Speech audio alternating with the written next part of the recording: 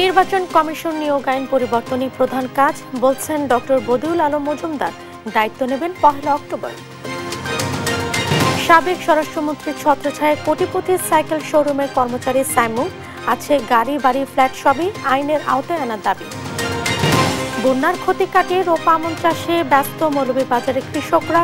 বয়স্ক চারা রোপণে ফলন নিয়ে শঙ্কা, পরিচর্যার ভরসা কৃষি বিভাগে। নির্বাচিত প্রেসিডেন্ট পেল শ্রীলঙ্কা, নতুন মুখ বামপন্থী অনুরাগ। অবসান হলো রাজাপাকসে পরিবারের 1.5 দশকের আধিপত্যের। এবং লা লিগায় বড় জয় পেয়েছে বার্সেলোনা।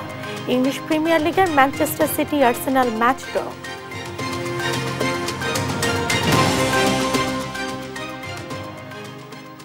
সংবাদ দেখছিলেন সংবাদ শিরোনাম। সংবাদ সকালে সঙ্গে আছে আমি জেসিকা বেদিন। নির্বাচন কমিশন নিয়োগ আইন পরিবর্তনই দেশের নির্বাচন ব্যবস্থা সংস্কারের অন্যতম প্রধান কাজ হবে বলে জানিয়েছে সংস্কার কমিশনের প্রধান সুশাসনের জন্য নাগরিক সুজন সম্পাদক ডক্টর বদিউল আলম মজুমদার। এখনও কর্মপরিধি সুস্পষ্ট নয় জানিয়ে তিনি বলেন 1 অক্টোবর থেকে 3 মাসের মধ্যে সুপারিশ চূড়ান্ত করা হবে। নূপুর মাহমুদের রিপোর্ট। 1 অক্টোবর থেকে দায়িত্ব নিচ্ছেন নির্বাচন ব্যবস্থা সংস্কার কমিশনের প্রধান ডক্টর বদিউল আলম মজুমদার।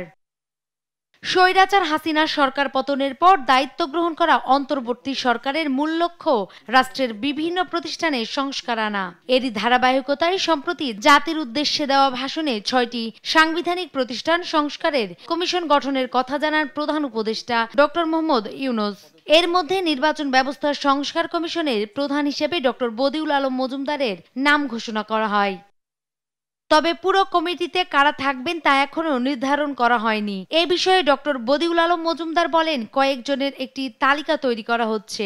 অন্তর্বর্তী সরকারের অনুমোদন পেলে মূল কমিটির কাজ শুরু করবে। আনুষ্ঠানিকভাবে যে একটা প্রজ্ঞাপন জারি এখনো হয়নি, তাই আমাদের যে কর্মপরিধিটা কি এটাও সুস্পষ্ট হয়নি এবং কত সদস্যের হবে, কাদেরকে এই কমিশন অন্তর্ভুক্ত করা হবে সেই সম্পর্কেও আমরা এখনো অন্ধকারে। প্রধান উপদেষ্টার সাথে তার সম্মতিক্রমেই এই কমিশন গঠিত হবে। কাজ শুরুর 3 মাসের মধ্যে কর্মপরিকল্পনার একটি রিপোর্ট প্রস্তুত করা হবে বলেও জানান এই বিশেষজ্ঞ। কমিশন ঘুরতে হয়নি, কমিশন ঘুরতে হইলে সবার সাথে আলাপের ভিত্তিতে এগুলো চূড়ান্ত হবে এবং আমরা যে 1 তারিখের পরে আমরা হয়তো একটা রোডম্যাপ তৈরি করব। রোডম্যাপ তৈরি করে আমরা 3 মাসের মধ্যে যাতে কাজটা সম্পন্ন করা যায় সেই পদক্ষেপ নেব। তিনি বলেন, কমিশনের নিয়োগ আইন পরিবর্তন করাই দেশের নির্বাচনী ব্যবস্থা সংস্কারের অন্যতম প্রধান কাজ। আমরা যেটা আশা করছি যে আমরা এই 3 মাসের মধ্যে আমরা একটা সুপারিশ পালা তৈরি করব এবং কতগুলো সুস্পষ্ট সুনির্দিষ্ট সংস্কারের কথা আমরা সংস্কারের বিষয়ে আমরা চিহ্নিত করব এবং হয়তোবা আমরা কয়েকটা আইনেরও সংস্কার করে দেব। গেল 5 আগস্ট শেখ হাসিনা পদত্যাগ করে দেশ ছেড়ে পালালে নির্বাচন কমিশনের কর্মকর্তাদের পদত্যাগের দাবি ওঠে। দাবি মেনে 5 সেপ্টেম্বর পদত্যাগ করেন সিইসি সহ 5 কমিশনার। নূপুর মাহমুদ, দেশ টিভি, ঢাকা। ক্ষমতার ছোঁয়ায় অস্বাভাবিক সম্পদ গড়েছেন সাবেক ডিআইজি আব্দুল বাতেন। দুর্নীতিতে পিছিয়ে নেই নোয়াখালী 1 আসনের সাবেক সংসদ সদস্য HM ইব্রাহিম ও যশোর 6 আসনের সাবেক সংসদ সদস্য শাহিন চাকলাদার। পরিবারের সদস্যরাও হয়েছেন বিপুল সম্পদের মালিক। তাদের বিরুদ্ধে আনা অভিযোগের প্রাথমিক সত্যতা পাওয়ায় এবার প্রকাশ্যে অনুসন্ধানের সিদ্ধান্ত নেয় দুর্নীতি দমন কমিশন দুদক। আরও জানাচ্ছেন ফজলাদিত্য। পুলিশের চাকরি মানেই যেন আলাদিনের চেরাগ, আর পদ যদি হয় বড় তাহলে তো কথাই নেই। এমনই অফিসার পুলিশের সাবেক ডিআইজি আব্দুল বাতেন। ক্ষমতার ছোঁয়ায় অনিয়ম আর দুর্নীতির মাধ্যমে গড়েছে অবৈধ সম্পদের পাহাড়। দুর্নীতিতে পিছিয়ে নেই সাবেক এমপিরাও। নোয়াখালী 1 আসনের সাবেক সংসদ সদস্য HM ইব্রাহিম ও যশোর 6 আসনের শাহিন চাকলাদারের বিরুদ্ধে রয়েছে বিস্তর অভিযোগ। রোববার দুদক মহাপরিচালক আক্তার হোসেন বিষয়টি গণমাধ্যমকে নিশ্চিত করেন। এ সময় তিনি আরও বলেন, অভিযুক্তদের বিরুদ্ধে গোয়েন্দা অনুসন্ধানের প্রাথমিকভাবে সত্যতা পাওয়ায় অনুসন্ধানের সিদ্ধান্ত নিয়েছে কমিশন। মোহাম্মদ আব্দুল বাতেন সাবেক ডিআইজি রাজশাহীর বিরুদ্ধে বিভিন্ন অনিয়ম দুর্নীতির মাধ্যমে অবৈধ সম্পদ অর্জনের অভিযোগ রয়েছে। এ বিষয়েও গোয়েন্দা ইউনিট কর্তৃক তথ্যানুসন্ধান করা হয়েছে এবং তথ্যানুসন্ধানকালে অভিযোগের প্রাথমিক সত্যতা পাওয়ায় দুর্নীতি দমন কমিশন কর্তৃক প্রকাশ্য অনুসন্ধানের সিদ্ধান্ত গৃহীত হয়েছে। সমাজে লুকিয়ে থাকা এ ধরনের রাঘব বোয়ালের বিরুদ্ধে অভিযান অব্যাহত থাকবে বলে হুঁশিয়ারি দেন আক্তার হোসেন। অভিযোগ সংশ্লিষ্ট ব্যক্তি হচ্ছেন জনাব এইচ.এম. ইব্রাহিম, সাবেক সংসদ সদস্য, নোয়াখালী ১। তার বিরুদ্ধে অনিয়ম ও দুর্নীতির মাধ্যমে অবৈধ সম্পদ অর্জনের অভিযোগ রয়েছে। এই অভিযোগের বিষয়েও গোয়েন্দা ইউনিট কর্তৃক তথ্যানুসন্ধান করা হয়েছে এবং তথ্যানুসন্ধানে অভিযোগের সত্যতা পাওয়ায় প্রকাশ্য অনুসন্ধানের সিদ্ধান্ত গৃহীত হয়েছে। ফজলে আদিত্য, দেশ টিভি, ঢাকা। 15 লাখ সরকারি কর্মকর্তা কর্মচারীকে আগামী 30 নভেম্বরের মধ্যে সম্পদের বিবরণী জমা দিতে হবে বলে জানিয়েছেন জনপ্রশাসন সচিব ডক্টর মোখলেসুর রহমান। দুপুরে সচিবালয়ে জনপ্রশাসন মন্ত্রণালয়ের সভাকক্ষে এক সংবাদ সম্মেলনে এ তথ্য জানান তিনি। জনপ্রশাসন সচিব জানান, সম্পদ বিবরণীতে অনিয়ম পেলে অপরাধের মাত্রা অনুযায়ী তিরস্কার ও চাকুরি থেকে বরখাস্ত হতে পারে। প্রতি বছর 31 ডিসেম্বরের মধ্যে সম্পদের বিবরণী জমা দিতে হবে। এবছর দিতে হবে 30 নভেম্বরের মধ্যে। সিলগালা খামে সংশ্লিষ্ট কর্তৃপক্ষের কাছে এ হিসাব জমা দিতে হবে। ভুল তথ্য থাকলে 1979 বিধিমালা অনুযায়ী শাস্তি দেওয়া হবে। সব সরকারি কর্মকর্তা কর্মচারীর জন্য এটি প্রযোজ্য হবে বলে জানান জনপ্রশাসন সচিব। সম্পদ বিবরণী 31 ডিসেম্বরের মধ্যে জমা দিতে হবে প্রতি বছর। যেহেতু এই বছর আমাদের নতুন একটা বছর পাইনি, ভাঙা বছর, এই জন্য এই বছরেরটা 30 নভেম্বরের মধ্যে জমা দিতে হবে। প্রথমে হলে যদি জমা ঠিক মতো না দেয়, তথ্য গোপন করে, প্রথমে যেটা হয় এটাকে বলে লঘুদণ্ড দেওয়া হয়, এবং তারপরেও যদি সেটা লঘুদণ্ডের চেয়ে অতিমাত্রায় অপরাধ হয় তখন গুরুদণ্ড দেওয়া হয়। বিচারক নিয়োগ সম্পন্ন হলে দ্রুততম সময়ের মধ্যে আন্তর্জাতিক অপরাধ ট্রাইব্যুনালের পূর্ণাঙ্গ কার্যক্রম শুরু হবে বলে জানিয়েছেন চিফ প্রসিকিউটর তাজুল ইসলাম।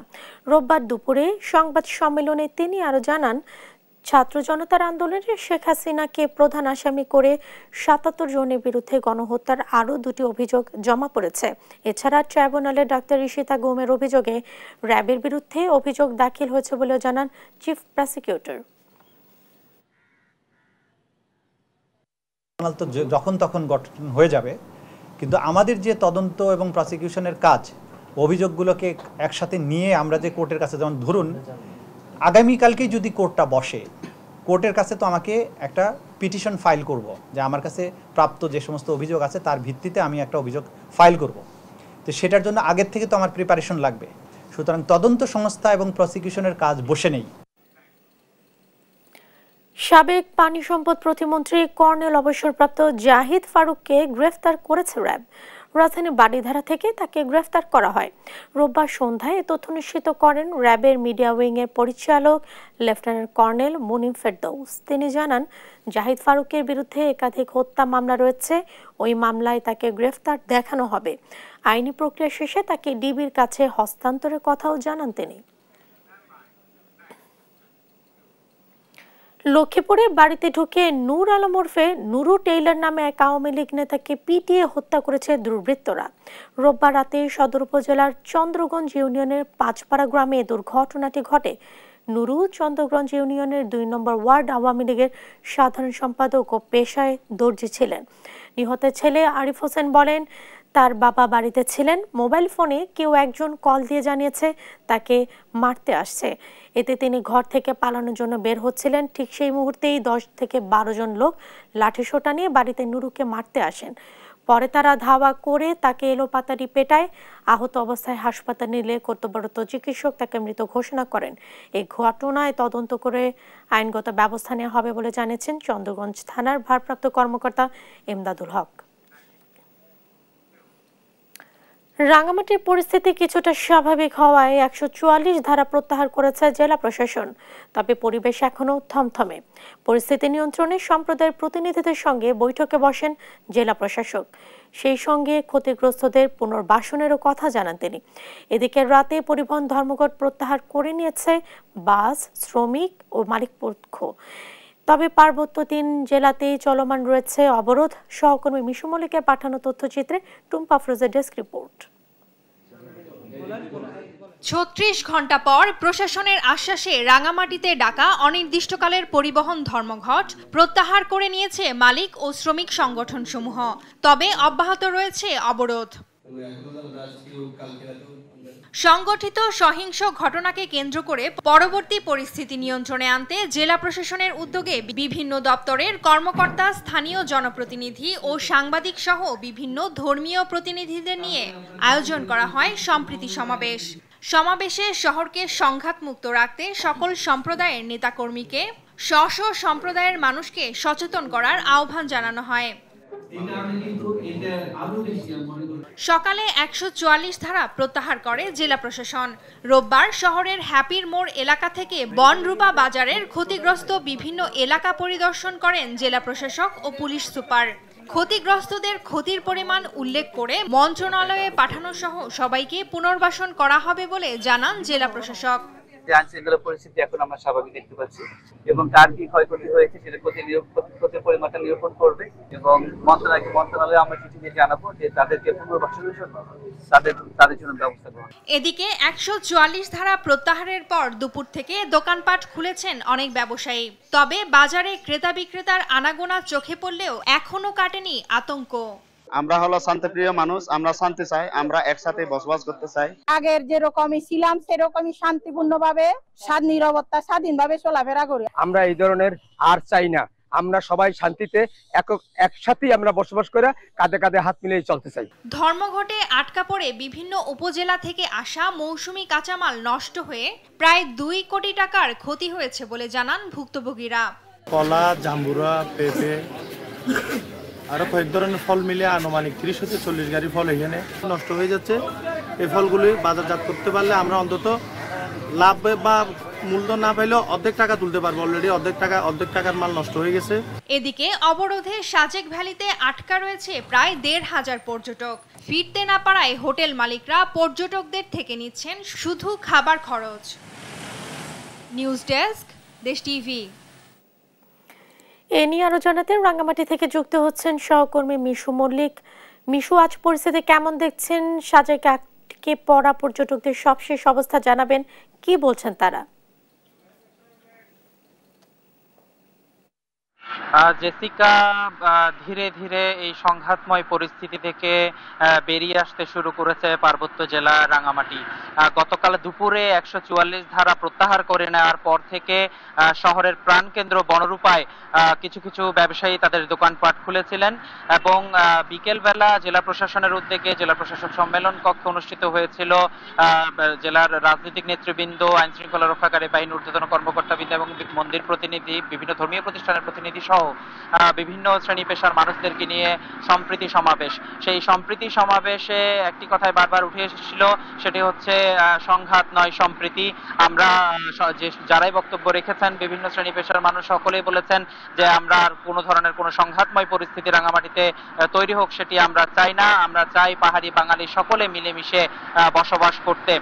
সন্ধ্যায় বিকেলে সম্প্রীতি সমাবেশ শেষ হওয়ার পর সন্ধ্যায় জেলা প্রশাসক, পুলিশ সুপার সহ ঊর্ধ্বতন কর্মকর্তাবৃন্দ বৈঠকে বসেন পরিবহন ও শ্রমিক নেতাদের সাথে এবং সেখান থেকেই আসলে যে চলমান ধর্মঘট, সেই ধর্মঘট প্রত্যাহার করে নেওয়া হয় এবং ধর্মঘট প্রত্যাহারের পরই জেলায় ধীরে ধীরে কিছু সিএনজি অটোরিকশা চলতে শুরু করে।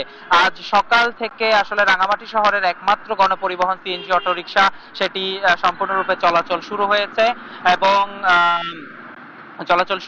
এবং পাশাপাশি যে দোকানপাটগুলো, শপিং মলগুলো রয়েছে সেগুলো ধীরে ধীরে খুলতে শুরু করেছে এবং রাঙ্গামাটির যে বড় কাঁচা বাজার রয়েছে বনরূপা বাজার, সে বনরূপা বাজারেও আমরা লোকজন দেখেছি, সেখানেও ক্রেতা বিক্রেতাদের সমাগম ধীরে ধীরে বাড়তে শুরু করেছে। এদিকে আসলে সাজেকে যে পর্যটকরা আটকা আছেন সে পর্যটকদের ব্যাপারে এখনো কোনো সিদ্ধান্ত হয়নি। আমরা গতকাল রাতেও কথা বলেছিলাম সাজেক রিসোর্ট কটেজ মালিক সমিতির সহসভাপতি চাইথোয়াই চৌধুরী জয়ের সাথে। তিনি বলছিলেন যে শনিবার আসলে তাদের রুম ভাড়া 50% করে দেওয়ার পরে গতকাল রবিবার তাদের রুম ভাড়া 75% ছাড় দিয়েছে কটেজ মালিক সমিতি। তবে পর্যটকরা এখনো সাজেকেই অবস্থান করছেন। কবে নাগাদ তারা ফিরবেন আসলে সেই বিষয়ে এখনো কোনো সিদ্ধান্ত হয়নি, তবে আশা করা হচ্ছে আজকে হয়তো বা কোনোভাবে সিদ্ধান্ত হবে। আরেকটি বিষয় জানিয়ে রাখতে চাই, পরিবহন ধর্মঘট প্রত্যাহার হলেও বিক্ষুব্ধ যুগ্ম ছাত্র জনতার ডাকে যে 72 ঘন্টার অবরোধ, সেই অবরোধ কিন্তু এখনো চলছে। তবে অবরোধের কোনো প্রভাব আসলে রাঙামাটি শহরে পড়েনি। যান চলাচল মোটামুটি স্বাভাবিক রয়েছে। দূরপাল্লার গাড়িগুলো ধীরে ধীরে ছেড়ে যাচ্ছে, পণ্যবাহী গাড়িগুলো আমরা ছাড়তে দেখেছি। জেসিকা, এই ছিল আমার কাছে রাঙামাটির সার্বিক পরিস্থিতি। মিশু, ধন্যবাদ আপনাকে। দর্শক, রাঙামাটি থেকে যুক্ত ছিলেন সহকর্মী মিশু মল্লিক। থমথমে অবস্থা খাগড়াছড়িতেও, সেখানকার সার্বিক পরিস্থিতি জানাতে সরাসরি যুক্ত হচ্ছেন সহকর্মী অপু দত্ত। অপু, আজ কি অবস্থা দেখছেন সেখানে, আমাদের বিস্তারিত জানাবেন।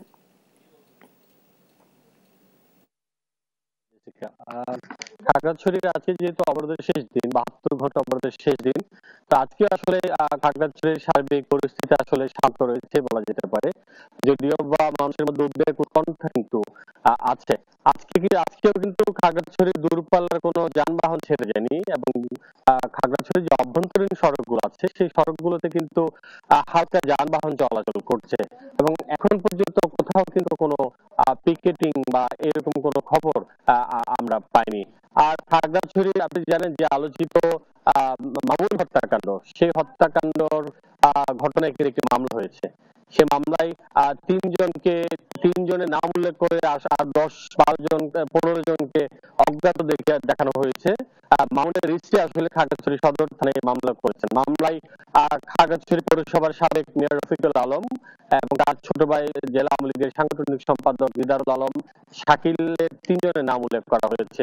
আর সার্বিক যদি পরিস্থিতির কথা বলি, আসলে খাগড়াছড়ির মামুন হত্যাকাণ্ডের পরে দিঘিনালায় যে পাহাড়ি বাঙালি যে দুটি পক্ষের গুলি অগ্নিসংযোগ হামলার ঘটনার পর কিন্তু তেমন কোনো সংঘাত ঘটেনি, কিন্তু যেই সমস্যাটা বারবার পার্বত্য অঞ্চলে মানুষকে পড়তে হয়েছে সেটি হচ্ছে গুজব। এর আগের ঘটনাগুলো কিংবা এখনকার সাম্প্রদায়িক ঘটনার মধ্যে গুজব কিন্তু খাগড়াছড়ির সার্বিক পরিস্থিতি বিগড়ে রেখেছিল। আপনারা জানেন যে 4 উপদেষ্টা খাগড়াছড়ি রাঙামাটি সফর করেছিলেন, তাদেরকেও আসলে সুশীল সমাজ সহ স্থানীয় আইন শৃঙ্খলা বাহিনী গুজবের কথাই বলেছেন। সামাজিক যোগাযোগ মাধ্যমে নানান ঘটনার ছবি দিয়েই কিন্তু একটা অস্থিতিশীল পরিবেশ তৈরি করে একটা বৈরী পরিবেশ তৈরি করে রাখা হয়েছিল। সেই জায়গা থেকে কিন্তু এই মুহূর্তে খাগড়াছড়ির পরিবেশ নতুন করে কোনো সংঘাত ঘটেনি, আর যদিও কিছুটা জনমনের উদ্বেগ আতঙ্ক রয়েছে। আর স্থানীয়রা আশা করছেন হয়তো খুব সহসাই এখান থেকে বেরিয়ে পাহাড়ি বাঙালি আবার পুরাতনের মতো সৌহার্দ্যপূর্ণ সহাবস্থান নিশ্চিত করতে পারবে। তো সবকিছু মিলে ছিল খাগড়াছড়ির সর্বশেষ। জেসিকা। অপু, ধন্যবাদ আপনাকে খাগড়াছড়ি থেকে যুক্ত হবার জন্য। দেখছেন সংবাদ সকাল। ছাত্র জনতার অভ্যুত্থানের সময় যারা গুরুতর আহত হয়েছেন তাদের উন্নত চিকিৎসা দিতে ঢাকা এসেছে চীনের একটি জাতীয় জরুরি মেডিকেল টিম।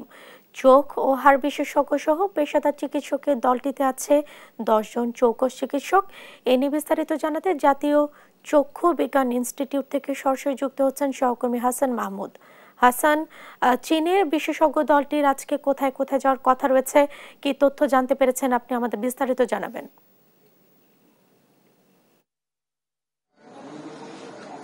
জেসিকা, আপনাকে ধন্যবাদ। আপনি যেমনটা বলছিলেন যে চীনের যে বিশেষজ্ঞ চিকিৎসক যে দলটি সেটা কিন্তু গতকালকে বাংলাদেশে এসেছে এবং আমরা যতটুকু জানতে পেরেছি সকাল 8:30টার দিকে তারা কিন্তু জাতীয় চক্ষু বিজ্ঞান ইনস্টিটিউট যেটা আগারগাঁওয়ে সেখানে এসেছেন এবং সেখানে চিকিৎসক সহ এখানকার ঊর্ধ্বতন কর্মকর্তাদের সঙ্গে দফায় দফায় তারা কথা বলছেন এবং সেখানকার যেসব চিকিৎসার সুযোগ সুবিধা রয়েছে সেগুলো তারা পর্যবেক্ষণ করছেন এবং এখানে যেসব রোগী ভর্তি রয়েছে তাদের চিকিৎসার ব্যাপারে আসলে খোঁজ খবর নিয়েছেন। যদি একান্ত প্রয়োজন হয় কাউকে দেশের বাইরে নিয়ে গিয়ে অর্থাৎ চীনে নিয়ে গিয়ে চিকিৎসার প্রয়োজন হয় সেটিও কিন্তু করবেন বলে আমরা প্রাথমিকভাবে জানতে পেরেছি এবং এখন এই মুহূর্তে তারা কিন্তু হাসপাতালের পরিচালক সহ অন্যান্য কর্মকর্তাদের সঙ্গে বিশেষ একটি বৈঠক করছেন। সেখানে পর্যায়ক্রমে 20 জন চিকিৎসককে আজকে দেখার কথা রয়েছে এখানে, যদিও এখন পর্যন্ত 40 জনের মতো রোগী কিন্তু এখানে ভর্তি রয়েছে যারা বৈষম্য বিরোধী আন্দোলনে বিভিন্নভাবে চোখে ক্ষতিগ্রস্ত হয়েছে, তারা কিন্তু এখানে ভর্তি রয়েছেন এবং তাদের চিকিৎসার জন্য সর্বোচ্চ যতটুকু করা দরকার সেটি কিন্তু করার নির্দেশনা দিয়েছিলেন প্রধান উপদেষ্টা। সেটি কিন্তু বাস্তবায়ন করার জন্য চিকিৎসক এবং অন্যান্য কর্মকর্তারা কিন্তু চেষ্টা করছেন যে কোনোভাবে যেন চিকিৎসা কারো ব্যাহত না হয় এবং যারা ভর্তি রয়েছে তাদের কিন্তু চোখের প্রবলেম অর্থাৎ এখানে তারা চোখের আলো হারিয়ে যাওয়ার একটা ঝুঁকি রয়েছে, ফলে তারা যেন স্থায়ী অন্ধত্ব বরণ করতে না হয় সে ব্যাপারে কিন্তু তারা সর্বোচ্চ চেষ্টা করছেন। অনেকেরই কিন্তু ইতিমধ্যে 2-3টা এরকম কিন্তু অপারেশন হয়ে গেছে এবং সেখানে অনেকের চোখে যে রাবার বুলেট লেগেছিল সেগুলো বের করা হয়েছে। এর ফলে কিন্তু কিছু কিছু জায়গায় যায় অনেক রোগী যেটি বলছেন যে তাদের চোখে কিন্তু আলো কমে যাচ্ছে এবং ধীরে ধীরে আলো কমতে কমতে হয়তো একটা সময় অন্ধত্বের দিকে যেতে পারে, সেটি যেন না হয় সেই ব্যাপারে কিন্তু এখানকার চিকিৎসকরা সর্বোচ্চ চেষ্টা করছেন। সেই চেষ্টায় কিন্তু সহযোগিতা করবার জন্য চীনের একটি বিশেষজ্ঞ দল রয়েছে, তারা 10 সদস্যের বিভিন্ন বিষয়ে বিশেষজ্ঞ তারা কিন্তু এসেছেন। আমরা যতটুকু জানতে পেরেছি এখান থেকে কিছুক্ষণ পরে জাতীয় যেটি নিটোর পঙ্গু হাসপাতাল সেখানে কিন্তু যাওয়ার কথা রয়েছে এবং সেখানেও কিন্তু অনেক রোগী রয়েছে যাদের বিভিন্নভাবে ভারী গুলি লেগেছিল বিভিন্ন হাতে পায়ে বুকে, সেখানে তাদের কিন্তু একটা পঙ্গুত্ব বরণ এবং অঙ্গহানির যে ঝুঁকি রয়েছে সেটাকে কিভাবে রোধ করা যায় সে ব্যাপারে কিন্তু পরামর্শ এবং চিকিৎসা দেওয়ার কথা রয়েছে সেখানে। তো এই ছিল আমার কাছে এখান থেকে সবশেষ পরিস্থিতি।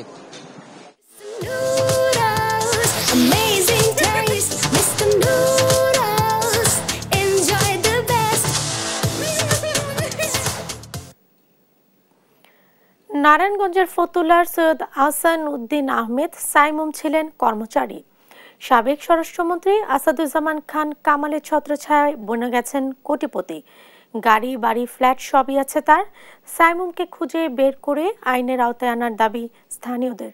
বিস্তারিত থাকছে ডেস্ক রিপোর্টে। সৈয়দ আহসান উদ্দিন আহমেদ সাইমুম এক যুগ আগেও ছিলেন বাবার দোকানের কর্মচারী।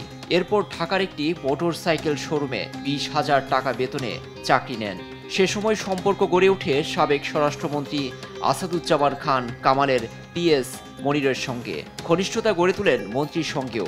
এছাড়া স্বরাষ্ট্র মন্ত্রণালয়ের জননিরাপত্তা বিভাগের সাবেক সচিব জাহাঙ্গীর আলম, সাবেক বিমান ও পর্যটন প্রতিমন্ত্রী মাহবুব আলী, সাবেক আইজিপি বেনজিরের সঙ্গেও সুসম্পর্ক ছিল তার। আর সেই সুযোগ কাজে লাগিয়ে বনে গেছেন কোটিপতি।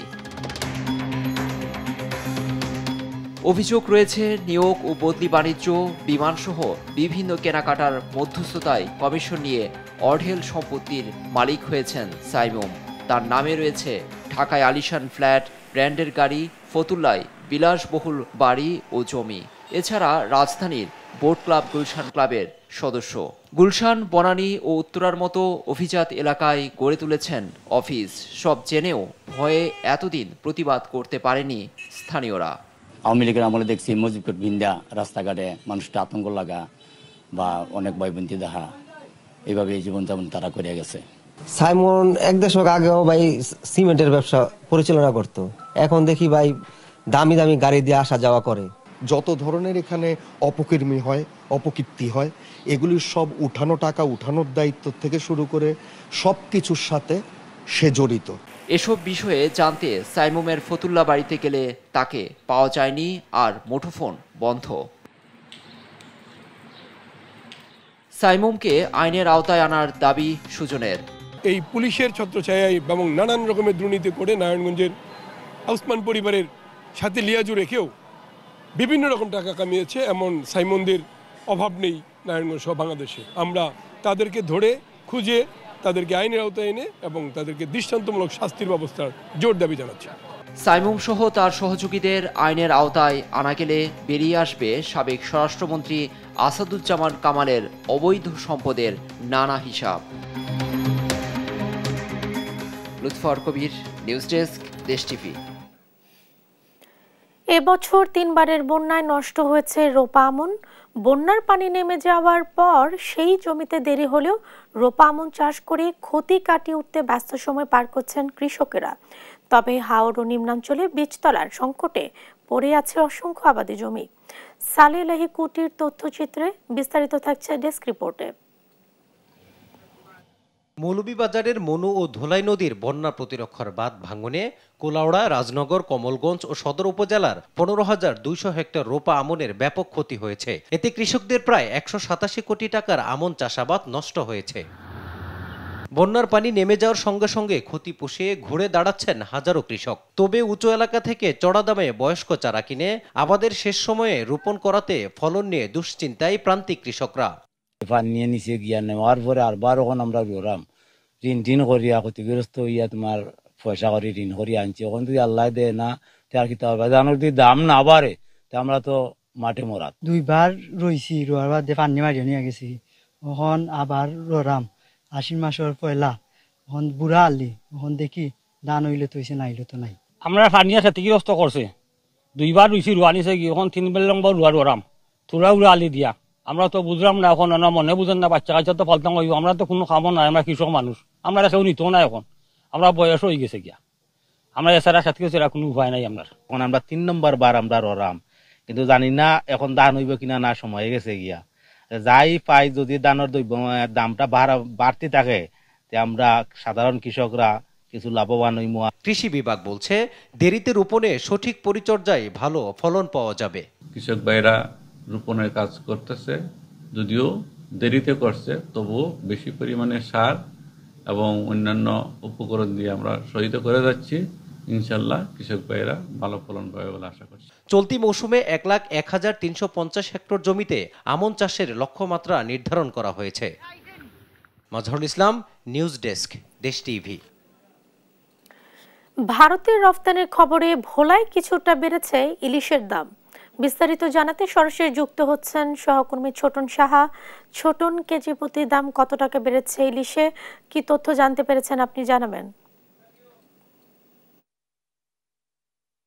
শুভ সকাল জেসিকা। আজকের বাজারে যে ইলিশের দরদাম আপনি ইতিমধ্যে বলেছেন যে ভারতে যে ইলিশ রপ্তানির যে ঘোষণা এসেছে, তো এরপর থেকেই আমরা যেমনটি দেখেছি স্থানীয় বাজারগুলোতে কিন্তু ইলিশের দাম অনেকটাই বেড়েছে এবং কেজি প্রতি সেটি 200 টাকা থেকে শুরু করে প্রকার ভেদে সেটির দাম বেড়েছে 2000 টাকা পর্যন্ত। অর্থাৎ জেলেরা এই মুহূর্তে মাছ কিন্তু পাচ্ছেন, জেলেরা মাছ শিকারে গিয়ে মাছ পাচ্ছেন, কিন্তু সেই মাছের দাম কিছুদিন আগেও বলা যায় যে অনেকটা নাগালের মধ্যে ছিল, কিন্তু এই যে রপ্তানির যে খবর ভারতে, তো এই খবরের পরপরই এক প্রকার বলা যায় একটা সিন্ডিকেট তৈরি হয়েছে নতুন করে, আড়তদাররা বলছিলেন, এবং সেই সিন্ডিকেট কিন্তু মাছের দাম হঠাৎ করেই বাড়িয়ে দিয়েছেন এবং 1 কেজি ওজনের যে ইলিশ সেটির দাম বেড়েছে। সেটি আজকের বাজারে আমরা যেমনটি দেখেছি সেটি 2000 থেকে 3000 টাকা কেজি দরে বিক্রি হচ্ছে, যেটি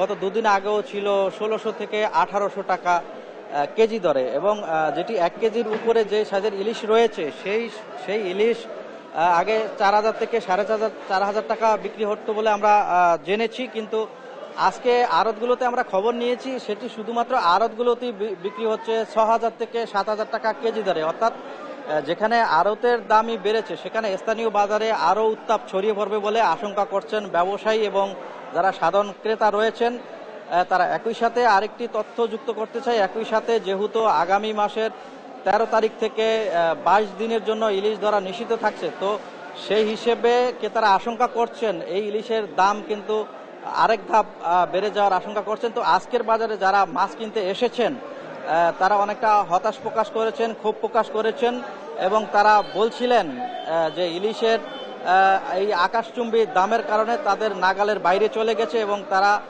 প্রয়োজনীয় যে মাছ কেনা দরকার সে প্রয়োজনীয় তুলনায় কম মাছ কিনতে তারা বাধ্য হচ্ছেন। এবং একই সাথে বলছিলেন যে তারা যে বাজার যদি নিয়মিত মনিটরিং করা হয় সেক্ষেত্রে দাম অনেকটা নাগালের মধ্যে চলে আসবে, তো এমনটি আমরা জেনেছি। তো এ ছিল আমার কাছে আজকের বাজারে ইলিশের দরদাম নিয়ে সর্বশেষ তথ্য। ফিরে যাচ্ছি স্টুডিওতে জেসিকার কাছে। জেসিকা। ছোটন, আপনাকে ধন্যবাদ। দর্শক, ভোলা থেকে যুক্ত ছিলেন সহকর্মী ছোটন সাহা। দেখছেন সংবাদ সকাল। শ্রীলঙ্কার নতুন প্রেসিডেন্ট হিসেবে নির্বাচিত হয়ে ইতিহাস গড়লেন বামপন্থী নেতা অনুরা কুমারা দিসানায়ক। ভঙ্গুর অর্থনীতিকে পুনরুদ্ধারে নবনির্বাচিত প্রেসিডেন্টের উপর আস্থা লঙ্কানদের। এর মধ্য দিয়ে তরুণরা দেশ গড়ার সুযোগ পাবে বলে আশাবাদী তারা। এদিকে নির্বাচিত হয়ে দেশকে এগিয়ে নিতে কাজ করার অঙ্গীকার করেছেন তিনি। আরো জানাচ্ছেন আফরিন মৌ।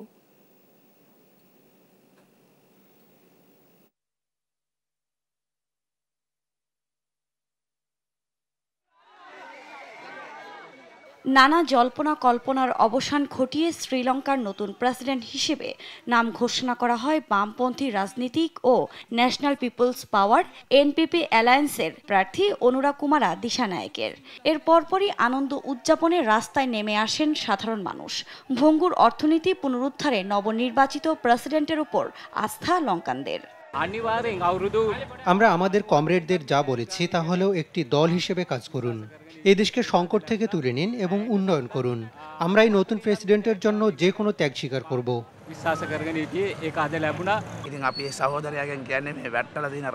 খারাপ রাজনীতিবিদরা ৭৬ বছর আমাদের দেশের অনেক ক্ষতি করেছে। এই পরিবর্তন আমাদের প্রয়োজন। আসলে আমরা আশা করি নতুন প্রেসিডেন্ট আরো ভালো কিছু করবেন। নির্বাচন কমিশনের ঘোষণা অনুযায়ী অনুরা কুমারা দিশানায়েকে 42.31% ভোট পেয়ে প্রেসিডেন্ট নির্বাচিত হয়েছেন। তার নিকটতম দুই প্রতিদ্বন্দ্বী বিরোধী দলের নেতা সাজিদ প্রেমাদাসা পেয়েছেন 32.76% ভোট। 17% ভোট পেয়েছেন ক্ষমতাসীন প্রেসিডেন্ট রনিল বিক্রমাসিংহে। দ্বিতীয় দফায় ভোট গণনার পর স্থানীয় সময় রোববার রাতে তাকে বিজয়ী ঘোষণা করা হয়। এর মধ্য দিয়ে 55 বছর বয়সী দিশানায়েকে রাষ্ট্রদ্বীপটির প্রথম বামপন্থী রাষ্ট্রপ্রধান হয়ে ইতিহাস গড়লেন। একই সঙ্গে টানা 1.5 দশকের বেশি সময়ের একক আধিপত্যের অবসান ঘটল। এদিকে প্রেসিডেন্ট নির্বাচিত হওয়ার পরপরই ভাষণ দেন দিশানায়েকে। দেশের অর্থনৈতিক পরিস্থিতি সামাল দিয়ে এগিয়ে নিয়ে যাওয়ার অঙ্গীকার করেন তিনি। দেশকে সংকট থেকে উদ্ধার করার জন্য জনগণের নতুন সরকার দরকার ছিল। এটি ছিল প্রেসিডেন্ট নির্বাচনের মূল বিষয়। খাদ্য, জ্বালানি, ঔষধ সহ নিত্যপণ্যের তীব্র সংকটের প্রতিবাদে 2022 সালে সড়কে নামেন শ্রীলঙ্কার সাধারণ মানুষ। এক পর্যায়ে বিক্ষুব্ধ হাজারো মানুষ ঢুকে পড়েন তৎকালীন প্রেসিডেন্ট গোতাবায়া রাজাপাকসের বাসভবনে। গোতাবায়া দেশ ছেড়ে পালালে রনিল বিক্রমাসিংহকে প্রেসিডেন্ট নির্বাচিত করে দেশটির পার্লামেন্ট। আফরিন মৌ, নিউজ ডেস্ক, দেশ টিভি। দেখছেন সংবাদ সকাল।